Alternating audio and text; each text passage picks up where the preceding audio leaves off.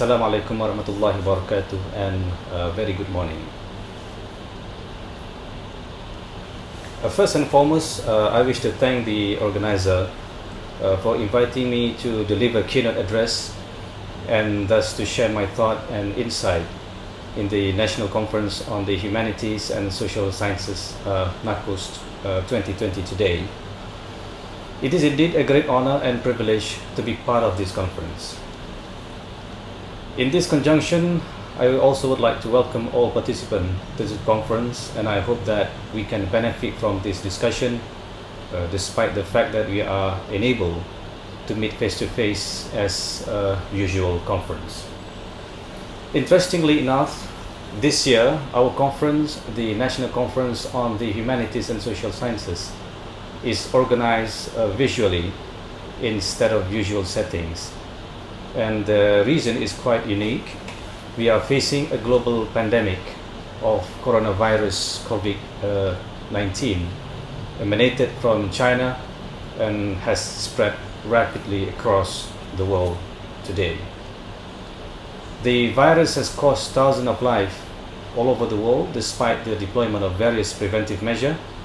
And we also have seen that various agencies involved in containing this virus, from medical to security agencies, from local to regional and international bodies, and all work day and night to contain this global pandemic. If we look at the nature of COVID-19 threat, it is actually quite relevant, to say the least, with the topic of our discussion today, that is the threat of violent extremism. The threat of COVID-19 is lethal, infectious, global, fast, and invisible. Thus, tackling COVID-19 definitely requires more than medical expertise. It involves law enforcement agencies, intelligence communities, and collective cooperation from the public. I would say it is in similar cases of the violent extremism and terrorism, multi-pronged strategy is needed to tackle the problem, not just through security or legal approach. Meaning, holistic approach which may include various institutions, agencies, organizations, and which may include as well civil society, the media, and so on and so forth, and the agencies that possess certain expertise are required to work collaboratively to effectively tackle the problem. In addition, we are now entering into the Industry 4.0 and the Internet of Things, as eloquently elaborated by Klaus Schwab in his book Shaping the Future of the Fourth Industrial Revolution. And this phenomenon become more real and apparent than ever today. The Industry 4.0 is all about connectivity, collaboration, and leveraging on expertise and strength. Therefore, the idea of collaboration and establishing nexus between organization and industries are extremely important for our progress and survival. This was the reason why I proposed the topic of my presentation today, that is the Academia Intelligence Community Nexus, constructing a sustainable approach in tackling violent extremism in Malaysia. If we look at the scope and objective, my presentation today would focus on the need for constructing sustainable collaboration between the academia and the intelligence community in tackling the threat of violent extremism in Malaysia. Why is that so? Because it arises due to the fact that violent extremism often transcends the domain of security, law enforcement, and criminality. Furthermore, securitization of violent extremism threats would have limited effect to the overall counter-terrorism strategy.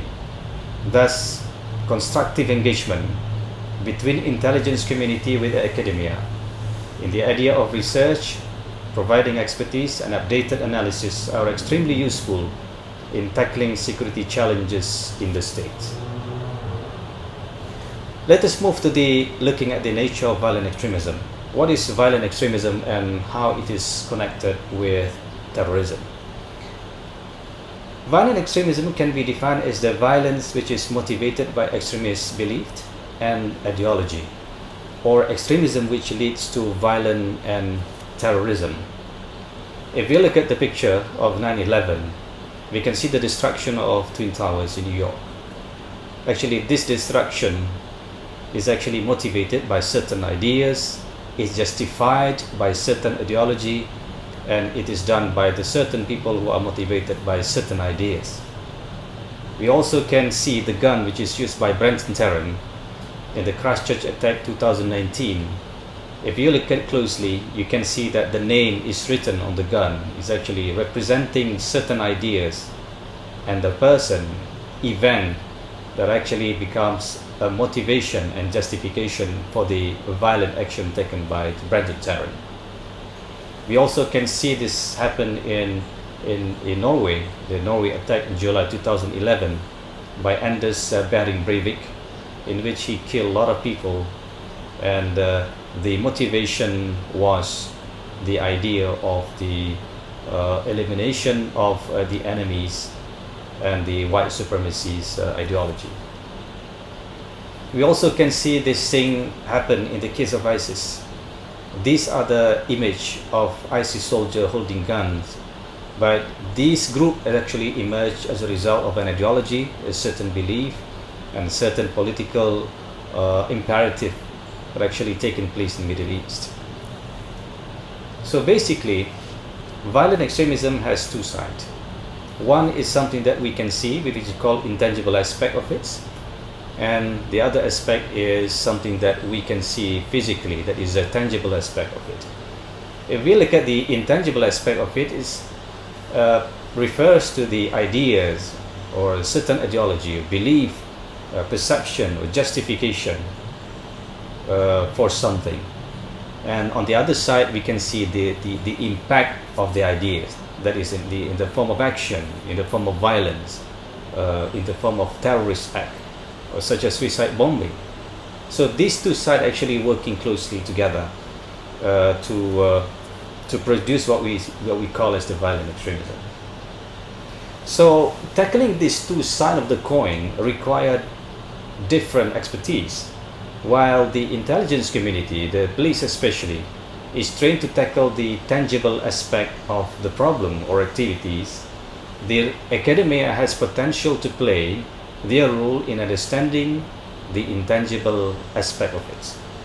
Because as I said earlier, the violent extremism has the intangible aspect, which is actually deeper than what we've seen by our naked eyes. So in this case, the academia has the important role to play, especially in understanding the motivation, ideology, psychological makeup, sociological aspect of it, for example, the social setting or ecosystem, the political environment in which the subject is living, including political orientation, economic factors, and so on and so forth. So collaboration of this nature is vital to produce an effective counter-terrorism strategy. Now let us move to the next topic, that is the intelligence community in Malaysia. Who are they and how can we collaborate with them? When we speak about intelligence community, we refer to first and foremost the special branch, whose responsibility is to collect domestic intelligence. That is the first and well-known agencies in this country. Number two is the military intelligence, that is collecting military information or intelligence or any information which is relevant to security threat to Malaysia. This is under Ministry of Defence. And of course Ministry of Home Affairs, whose responsibility is to oversee the overall domestic security activities, policy making and governance. National Security Council, which is dealing with the overall and broad range of national security issues, which is not necessarily limited to terrorism or violent extremism. That is the last one is Malaysian External Intelligence Organization, MEIO, which is dealing with the external intelligence matters. So this is the first of the stakeholders or a group of agencies that we are talking about. Second group that we are talking about is the academia itself. which constitute academics or the academician, the academic institution, academics with specialization and research expertise, and of course any relevant resources to the world of academia. So these are the second group that we are talking about. So now let us move forward to looking at the strategic collaboration model between academia and the intelligence community. So these are the model of collaboration. In one hand, we have the academia, which is able to provide expertise, research, analysis, and ideas. On the other hand, we have intelligence community providing access to data, especially which is certain data which is not accessible to the ordinary academics. And they also can provide the research opportunity and also fund. That is in one hand. So whenever these two group of people working together collaboratively on certain issues, I believe that they can produce more value and quality to the output. However, when we talk about the area of research and the area of collaboration, there are 5 areas of collaboration that we can identify. Number one is providing analysis on certain issues, which is related to violent extremism, for example, or analysis related to the trend of terrorism in Malaysia or in the Southeast Asia. That is number one. Number two, in the area of research which is conducted whether either it is a long-term research or the short-term research. And research is very important because the issue may be the same, but the nature of the issue, the trend of the issue might be changing from time to time. In addition to that, the academia also can work together with the intelligence community in providing the expert witness, especially in cases related to terrorism. So the current arrangement for prosecution in the case of terrorism requires the presence of the expert witness whose responsibility is to provide the testimony in cases related to the violent extremism or terrorism. So academia can play the role in providing this expertise.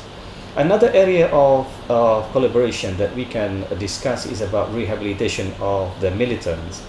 Rehabilitation is actually very important, especially in combating or preventing violent extremism in Malaysia. And it has been done since the year 2000, that is early year of the terrorism in this country and also in the world. And it is proven effective in the case of Malaysia. We have done this, and we have a lot of people who are coming out, graduate from rehabilitation. However, due to the changing environment, this is the security challenges, the arising security challenges, especially from the returning foreign fighters or returning fighters from Syria, we need to re-look at the pattern or the module of rehabilitation so that we can improve that. This kind of research is very, very important for the security agencies before they come up or before they are crafting the rehabilitation module, for example. And the last one but not the least is the public awareness campaign. This is also another area that the academia and the intelligence community can work together so that they can produce a bigger impact to the public. So the idea behind this collaboration is actually leveraging on the expertise, because each one of them actually have their own expertise that we can actually leverage. In the case of the intelligence community, they have access, they have data, and in the case of the academia, they have the skills and expertise in research.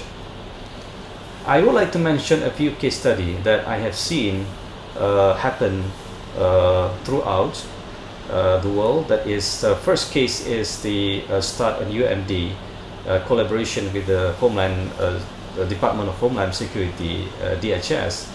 So basically, National Consortium for the Study of Terrorism and Responses to Terrorism, that is START, the short form of that, is based in the University of Maryland, collaborated together with the Department of Homeland Security And their main function of this organization is to study global terrorism, data collection, offering courses to undergraduate and graduate students, and of course conducting research.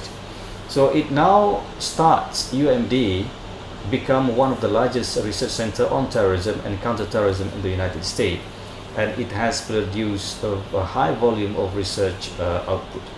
That is number one. The case study number two is the role of academic in analyzing extremist material. This is based on my personal experience in the year 2013 until 2015. The material usually confiscated from the suspect militant, and these are provided by the authorities, and they ask the expert to analyze those materials. The material are in the form of literature of books, reading materials, article, videos, audio, pictures, items related to terrorist organization. The academic are entrusted to provide an analysis, preparing a report, and attending court and to give testimony in certain cases. And the output also used in court cases and rehabilitation of militant detainees. The case study number three is based on the research conducted between Institute for Youth Research Malaysia, IRIS, under Ministry of Youth and Sports, and working together with public universities and also prison department and the police force. The objective of this study is to develop demographic profile of the extremist youth in Malaysia by looking at the socio-economic and educational background, psychological makeup, motivation, vulnerabilities, and so on and so forth. And this research actually used to craft the counting and preventing violent extremism in Malaysia. It is very, very useful research that we have done here. So basically what we're talking about here is the leveraging on the expertise. So collaboration is all about leveraging on each other's expertise and specialization in order to have, or in order to create more value for a research product. Collaboration between academia, in this context for example, and the intelligence community has a huge potential that we can explore for producing a better quality product or research output. So in conclusion, I wish to emphasize several key points. We are now living in the age of globalization and connectivity. Connectivity and collaboration become the foundation of Industry 4.0 today. So in facing the threat of violent extremism and terrorism, collaboration or nexus between academia and the intelligence community is extremely important to create a sustainable peace. Thus, nexus must be built upon the basis of leveraging expertise and strength in order to produce more value and quality to a product, either in the form of research output or policy making. A 5-core area of focus can be capitalized on in the collaborative arrangement, that is research, analysis, expert witnesses in prosecutorial process, terrorist rehabilitation, countering and preventing violent extremism campaign. So based on their past experience, the nexus between academia and the intelligence community has proven effective in combating violent extremism in Malaysia and abroad, as we have seen before. I wish to end my presentation today with a question. Let us ask ourselves, how can we as academics play our role based on our own expertise to collaborate with the intelligence community to tackle the threat of violent extremism in Malaysia? I hope that this sharing is useful for all participants, and I wish you thank you very much again, and Assalamualaikum warahmatullahi wabarakatuh.